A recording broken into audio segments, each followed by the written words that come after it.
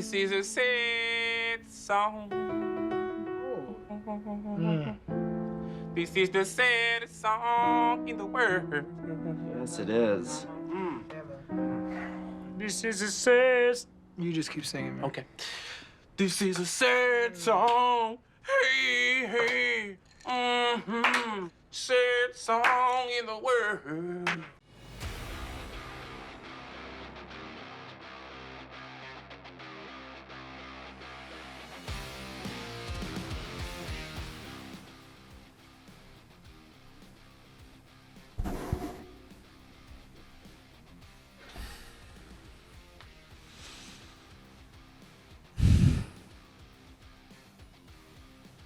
We're going to be all right. We're going to be all right. Welcome to the Fantasy Theory Podcast. Bring it in for the sad thing. Cam Akers went down for the year. No! God, please, no! No! You hate to see it. Ruptured his Achilles. Today we're going to be talking about the camp battles that we need to look out for. A couple of teams already started. The Cowboys and Steelers have already started as they're playing the Hall of Fame game. Everybody else starting next week, looks like. So we're going to be talking about the camp battles to watch, the things that we're going to be looking for as the news starts coming out of training camps. You know, who's going to be leading certain backfields, what wide receiver cores look like, where they're revamped. Of course, the New Orleans Saints quarterback situation. We'll talk about all of that. We'll get into the news, however sad it may be, real quick. So what do you guys hear? What's the scuttlebutt? So, woke up Tuesday morning to the news that Cam Akers had ruptured his Achilles tendon. No, wait, let me say something.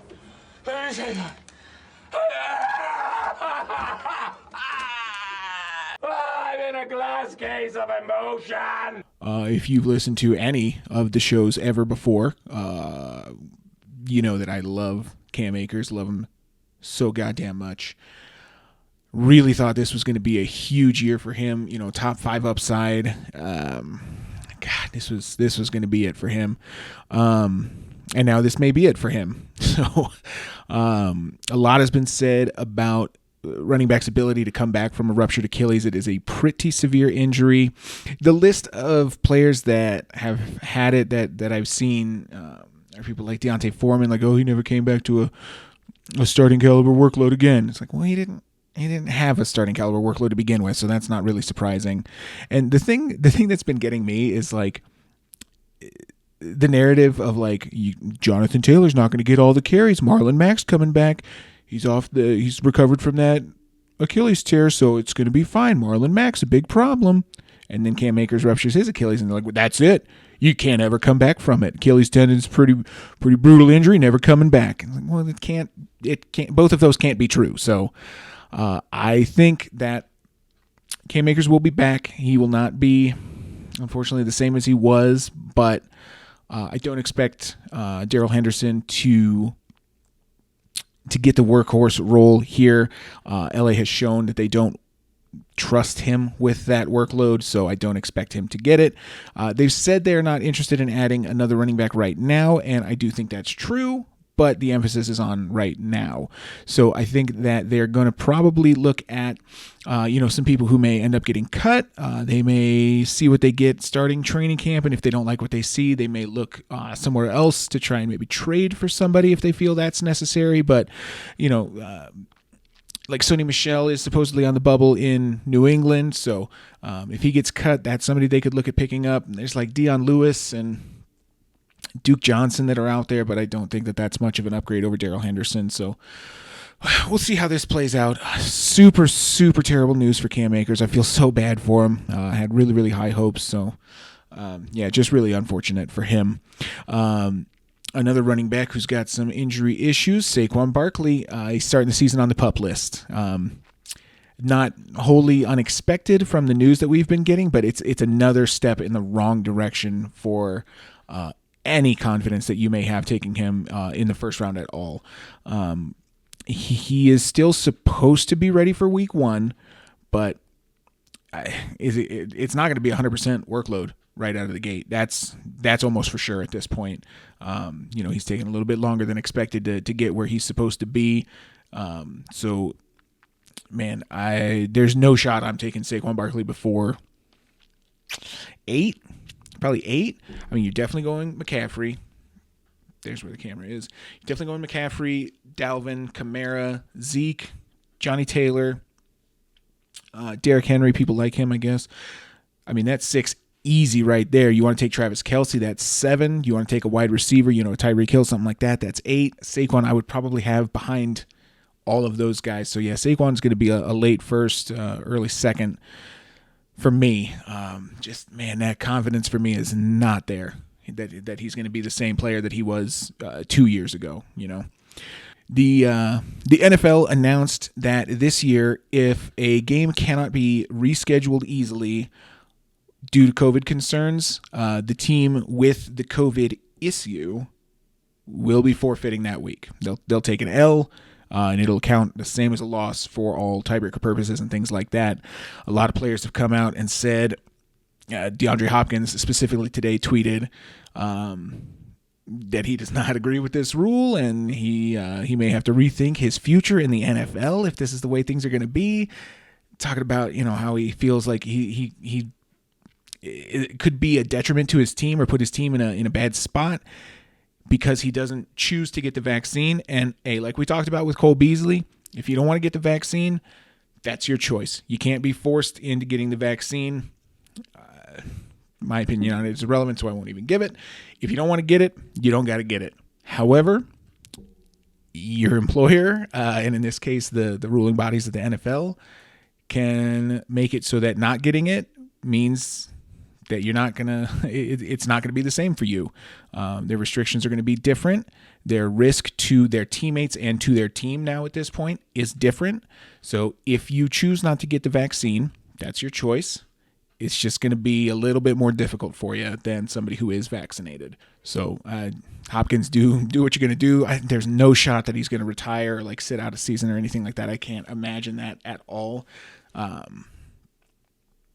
So yeah, he's since deleted the tweet pretty quickly. So it's probably going to be a total of nothing. But some harsh reactions to the news. For one, I think that's a great idea because it does definitely motivate people to, even if you don't get the vaccine, it motivates you to maintain your distance. Wear your mask if you're not vaccinated. Wash your GD hands. Do everything you can to be super safe if you choose not to get the vaccine and you don't want to put your team in that rough spot. Just don't be a knucklehead. That's a lot of it. Switching back to people with injuries, Amari Cooper, he is going to start on the PUP list for Dallas due to his ankle issue. That probably pushes CeeDee Lamb past him as far as draft order for Dallas wide receivers. He's supposed to just be a couple of weeks from being like ready to go. So definitely something that we'll need to monitor and make sure that we're staying on top of so that we know, hey, when draft time comes around, is Cooper good? Is he all set? Or are things still looking kind of dicey? And then finally, the report came out that Deshaun Watson's most likely landing spot when he gets traded, and apparently the vernacular has changed to when rather than if. But the most likely landing spot now is supposed to be Philadelphia.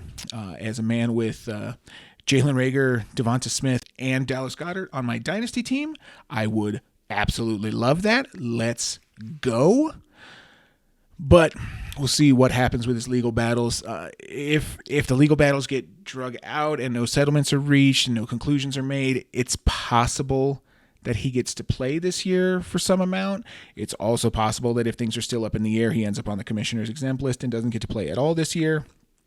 It's a wide range of outcomes, which is super unfortunate and something you want to avoid in fantasy football. So, take him at the end of your best ball drafts. If he plays in Houston, if he plays in Denver, if he plays in Philadelphia, wherever he plays this year, if he plays this year at all, he's going to be a good value for you at the end of your best ball drafts. But right now, Right now, probably an avoid in other leagues. We'll go ahead and we'll jump into what we're looking out for as camps start to ramp up here next week. Definitely, as we mentioned before, just we'll get the elephant out of the room. The elephant's in the room. I don't have a door big enough to fit an elephant out of it. I don't know how it got in the room. You can't say get the elephant out of the room. That's not how you talk. We're going to address the elephant who is currently in the room, and then we're going to leave him in the room because he's an elephant and he's big. Aaron Rodgers, whether or not he reports to the Packers training camp as soon as it starts, we'll see. Right now, it sounds like probably not. He did turn down, this is more news in the actual segment of the show, but overlapping. It's a good transition. We'll call it that. Great journalism.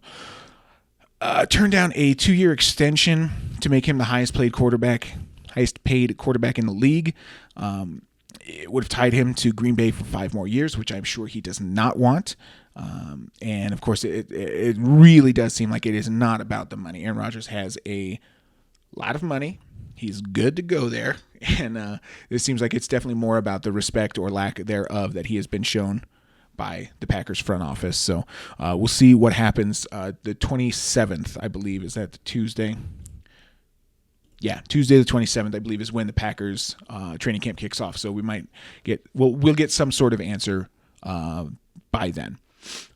So I just kind of put a list together of backfields, quarterback competitions, wide receivers, things like that. Just things that I want to learn from training camp. Just put a list together in no particular order, so we'll just kind of go through them as I've got them down here. The number one for me that came to mind was the Jets backfield. They draft Michael Carter in the 4th round. Tevin Coleman comes over from San Francisco with all the coaches that made that transition. So we've got San Francisco East here in green in New York / New Jersey. Tevin Coleman, he was on the 49ers for, I believe, 3 years, did a grand total of hot nothing. Comes over here with Robert Saleh. And, man, I think the most likely outcome is that he does a little bit more hot nothing. Kyle Shanahan was the one that made him famous in Atlanta. And since then, it's just all been downhill. So, Michael Carter is, I think, the person who is going to get the majority of the carries. It's not going to be a workhorse type of role, not going to be 50-60% of the carries. It's going to be a split with probably, Tevin Coleman, maybe another back or two. We'll see exactly how that shakes out. The nice thing about it, though, is Michael Carter is used to sharing the workload. He did so with Javonte Williams in North Carolina in college and still produced very, very nice numbers. So he can certainly produce even if that opportunity isn't as high for him as it might be for somebody who's getting a lion's share of the carries. Certainly something that we'll watch. We'll keep our eyes on New York and see what's kind of shaking out in the backfield there. Next, probably the biggest one, who's going to play quarterback for the New Orleans Saints? Jameis Winston with his brand new eyes. I'm sure he's got laser vision now. Or is it going to be Taysom Hill, the tight end / running back / quarterback / Swiss Army knife, jack of all trades, master of none for the New Orleans Saints? Taysom was the one that they put in when Breeze was out for 4 weeks last year. Jameis, of course, hadn't had his eye surgery at that point, so maybe that's a big deal. It's not. We'll see. I am of the opinion presently that Taysom Hill is the man to win the job. He takes care of the football. Jameis does not. So, and Taysom can do a little bit more dynamic things than Jameis can, I think.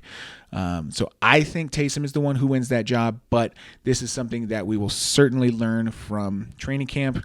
We'll see who's taking the first team reps, if they're splitting them 50-50, if one is getting a little bit more than the other, if one is getting a lot more than the other. So this is something that will have some light shed on it as we get into the first few days of training camp. I think it's going to get pretty clear. It is something where I do think, the saying gets thrown around that you can't put the toothpaste back in the tube. So if you start with one, then you can't really switch to the other. And maybe that's true starting with Jameis and switching to Taysom. Maybe it's true starting with Taysom switching to Jameis. I think it's going to be more similar to the situation in Tampa Bay a couple of years ago with Jameson Ryan Fitzpatrick, where, if one person was not getting it done, they'd switch to the other one, maybe just for that game, switch back the next game, maybe for a couple of games. But whoever they start with, I think that there is definitely the possibility that they make a change during the season. They maybe even make a change back during the season. So we'll see where we start and where we finish. Like I said, right now, my money's on Taysom, but I could certainly be convinced otherwise, and we'll see what Sean Payton wants to do there as we get into training camp. The Tampa Bay backfield is the next one. This one's a goddamn mess. Ronald Jones was the lead back for them last year, at the most carries. Leonard Fournette just behind him. Well, about twice as far behind him.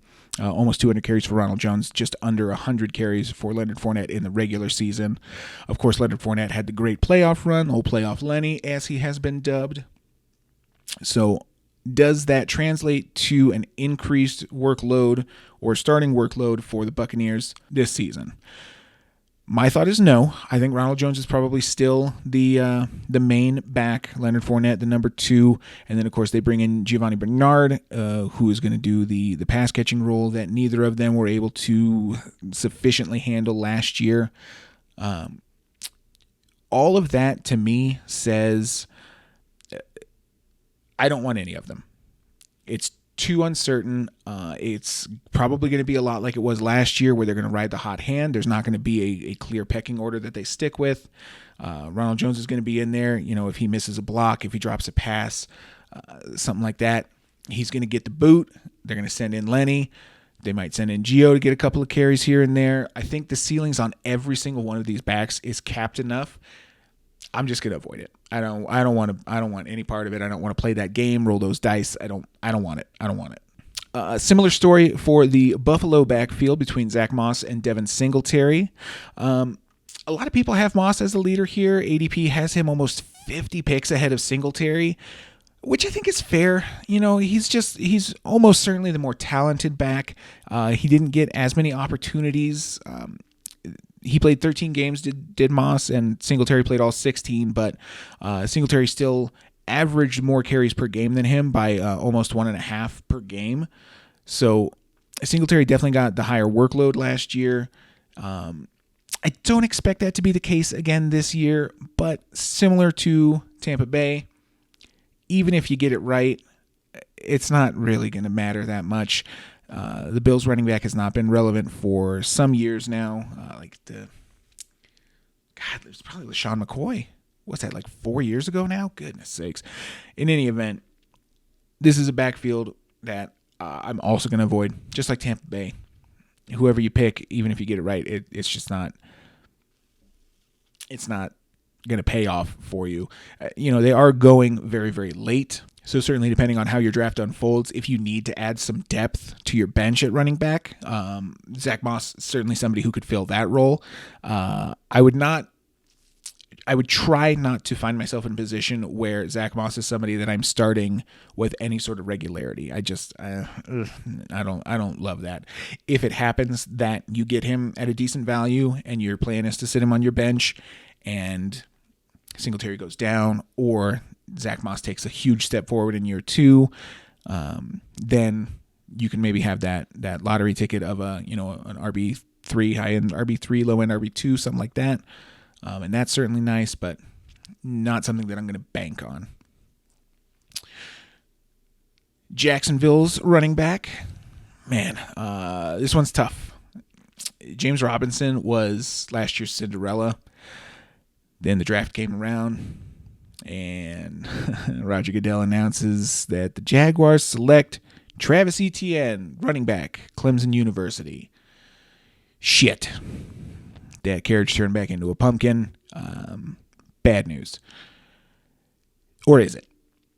That's the question that we're looking at in training camp here.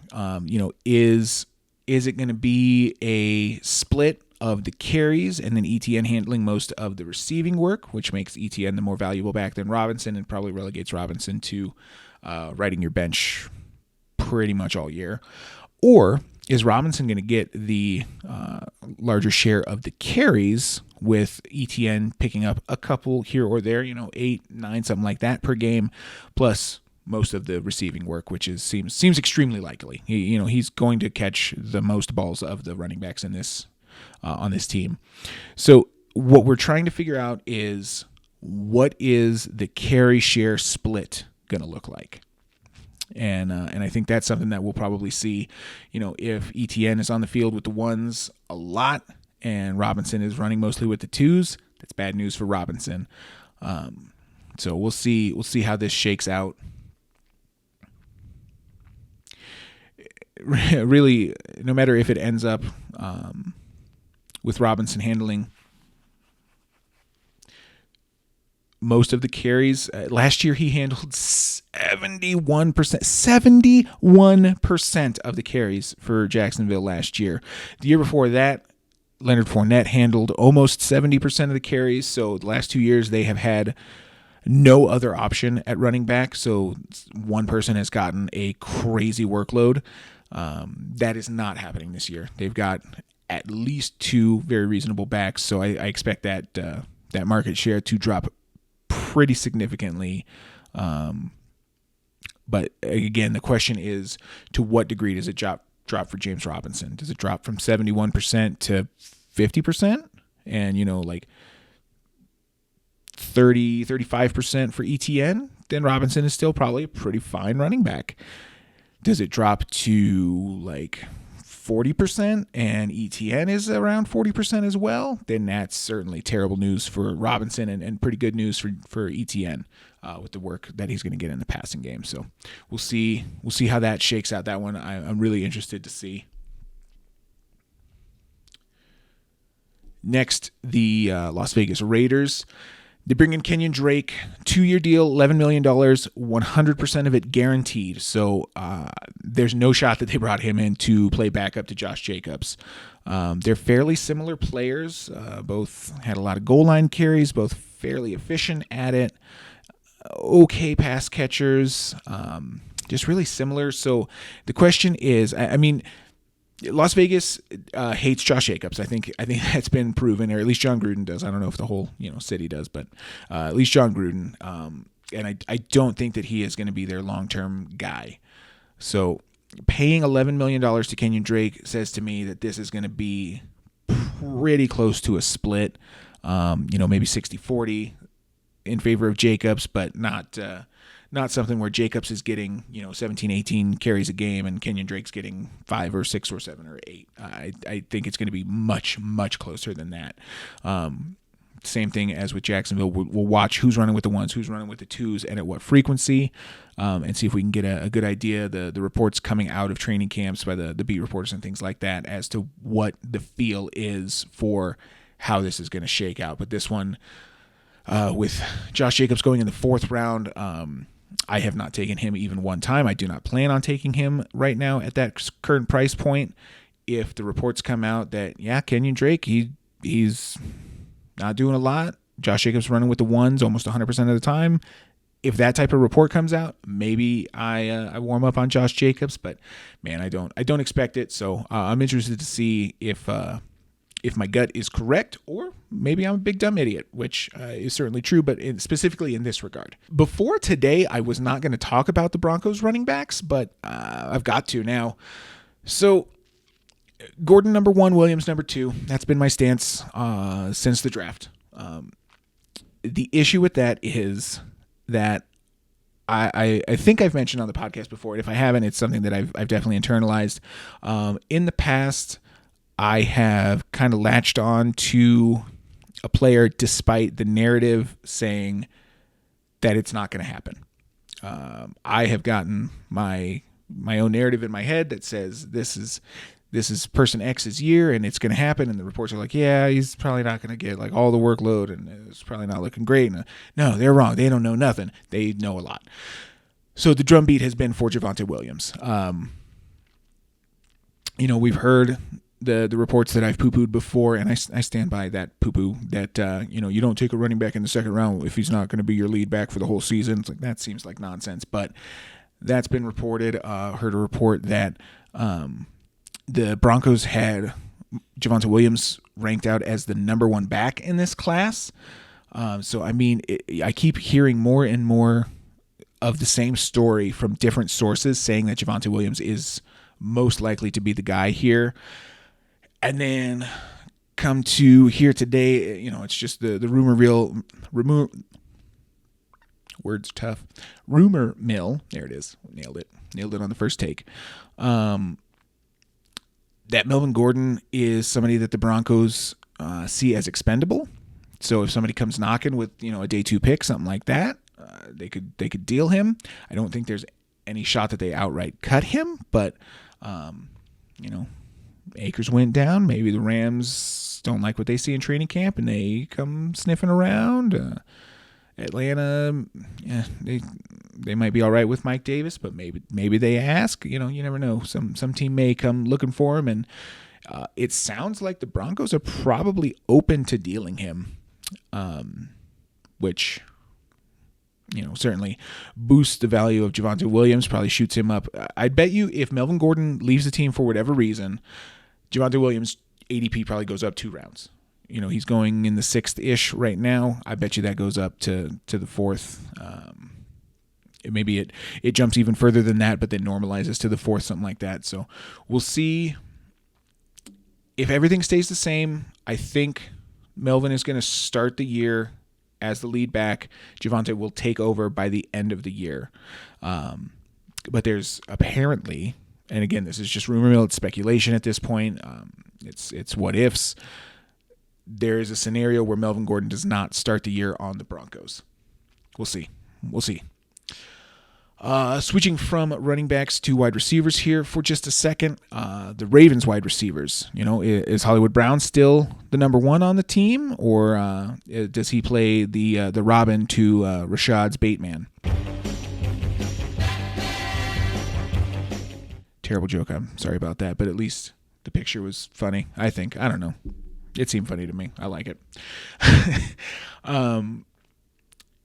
So the Ravens have made a concerted effort to improve their passing weapons, at least this year. They bring in Sammy Watkins. They draft Rashad Bateman. They draft Tylan Wallace. They've made certainly a decided effort to improve what they're doing with their pass catchers. No more Des Bryant this year, thank God. So I think it's very possible that it ends up that Rashad Bateman is the number 1 and Hollywood Brown moves to a number 2 role. Of course, Mark Andrews is still going to be heavily involved. So Tylan Wallace, not somebody I think you should be looking at in redraft leagues at least. I'm curious to see who ends up as the one who ends up as the 2 for the Ravens and what that means and where Sammy Watkins fit in. Maybe he's the 1 or the 2. This jersey is itchy. Probably not the 1. Maybe the 2. More likely the 3, I would think. But we'll see how it shakes out there in Baltimore. Then the Falcons wide receivers. The question is who's going to be the number 2. It seems like probably Russell Gage. I think he is the most likely by a lot. But I have heard Olamide Zaccheaus' name thrown around a good deal. Same as we've talked about with Kansas City, by the way, who I didn't put on the list, but is the number 2 going to be McCole Hardman, or is it going to be Byron Pringle, whose name I've heard thrown around? So same type of situation with the Chiefs and with the Falcons. Who's the number 2? Also the same question, does it matter who the number 2 is? I think if it's Gage in Atlanta, I think it does matter. I think he's a good player. He's shown some upside when Julio has been out. So hopefully we see a clear indication on who is going to be the number 2. Obviously in Atlanta, it's going to be Calvin Ridley number 1 and Kyle Pitts either 1A or number 2, and then Gage or Zaccheaus behind both of them. But it's certainly possible that role is still valuable. Then the Lions wide receivers, will finish up the wide receivers with the Lions. The Island of Misfit wide receivers here, man. The question is essentially who's going to suck the least and lead this group to the staggering heights of mediocrity. Amon-Ra St. Brown has been getting getting his name thrown around a lot. I think essentially that's because of the relative unknown. He's new to the league. He's a shiny new rookie, and Tyrell Williams and Brashad Perryman are both people who have been cast off by other teams and have ended up on the projected worst team in the league here. So we'll see who ends up as Jared Goff's new favorite. Whoever it is, really, I don't think that they're in line for a top 12 season. I'm not even going to say I think they're. That's money back guarantee. They're not in line for a top 12 season. Whoever is the lead receiver for the Lions. But, maybe you've got yourself a wide receiver 3 or a flex option that you can start with some confidence in good matchups, things like that. So we'll see. We'll see who takes over there in Detroit. And finally, a couple of running back rooms. The Cardinals, is James Conner the handcuff to Edmonds, or to use an MCU superhero joke, since we did Bateman already, is James Conner the Don Cheadle to Terrence Howard's Iron Man 1 roadie? Is it more of the same, but they recast the role? I think that is the most likely scenario. I do think that James Conner is being undervalued right now, and he's providing a good ROI on his draft pick there. Later in, he's going in like the 10th round, I think, 8th, 9th, 10th, somewhere in there. Very late for James Conner. After Chase Edmonds for sure. But at least in my mind, I think James Conner certainly being undervalued and somebody that I've got my eye on to take later on in the draft and see if he does end up with that Kenyon Drake role, or if he does end up just kind of playing a complementary role to Chase Edmonds. Arizona has shown that they really don't want to give Chase Edmonds the full reins. So, yeah, we'll see if that ends up not being correct, and if Edmonds is getting a lot of work in training camp, or where they kind of put James Conner in, and what the feel is from the beat reporters as they're watching at least the portions that are open to the public. And finally, we'll end with the Eagles running back room. Just like Las Vegas and Josh Jacobs, Philadelphia hates Miles Sanders. I don't think he's part of their long-term plan. They brought in, I actually went through and counted, they brought in 11 billion different running backs here. Re-signed Boston Scott, who I think is probably now the number 3. I think he probably gets passed by Kenneth Gainwell, the new rookie. He is extremely talented, and I think he works his way to the number 2. But we'll see. I mean, Miles Sanders is probably still going to be the one here, but it seems like they are certainly planning to kind of divvy up the carries a little bit more with the number of backs that they've brought in and the options that they've given themselves. So this one, again, do they feel more comfortable with Miles Sanders this year, or are they going to use way more of a committee approach than we would be comfortable with for Miles Sanders going there in the 3rd or 4th round ish? So that's it for the what I'm looking for at camp here starting next week. Going to be paying very, very close attention to these and see kind of where things are shaking out and how to proceed forward. Going to help a lot with projections. I've got to obviously change Cam Akers' projection because he's probably not going to score 15 touchdowns this year anymore. Probably not. So we'll have to adjust that and put Darrell Henderson. I've said it 2 different ways on the show now. Darrell Henderson, kind of bump him up a little bit, even though I hate to do it, but got to do it. So keep your eyes on the reports coming out of camp, and get everything that you can. Of course, as we get reports coming out, that'll be a lot of the news that we'll put forth here in the next couple of episodes. What's going on with Aaron Rodgers, things like that. So a lot of information, a lot of good news that's going to be coming here in the next week or 2. So definitely stay tuned. If you are not subscribed to the channel, definitely hit that subscribe button. I would also urge you to turn the notifications on so you know when the episodes come out. And if you got something out of the video, go ahead and hit I could never just hold my hand up. And then, let's put it right in front of my face. That's good. Let's use this thumb. Do the thumbs up. That's the point. Bungled it the whole way through, but click the thumbs up button if you got something out of the video. If you liked the video, please do click that like button. But that's going to do it for today. Check out the website, thefantasytheory.com. All the podcast episodes and things like that are up there. On Instagram at The Fantasy Theory, and on Twitter at Fantasy Theory 1. didn't have enough characters to fit the fantasy theory. You hate to see it. We're on Apple Podcasts, Google Podcasts, and Spotify. You can find your player of choice in the link tree, which is always linked in the video description and on the podcast if you want to find it on a different podcast player for some reason. But in any event, it's linktr.ee/the fantasy theory. All of the links to the website, the YouTube, the podcast, things like that are all on the link tree. And once you're done subscribing to the YouTube channel and putting a thumbs up on the video, head on over to Apple Podcasts and leave us a review. Certainly 5-star would be appreciated, but give us an honest review. And I am still just looking for a lot of feedback. You know, what you do like, what you don't like out of the podcast, what you want to see moving forward, that type of thing, so I can make this show more beneficial to you. That's the whole reason that we do it. You know, I love to hear myself talk, but the real goal is to help you and get you ready for your drafts, get you ready for the whole season, the waiver wire, things like that. So help me help you. Leave us a review. Let me know what it is that you'd like to see, and I'll turn it into an episode. But that is going to do it for today. Thank you so much for watching and or listening. I very much appreciate it. We'll see you next time. Have a good one.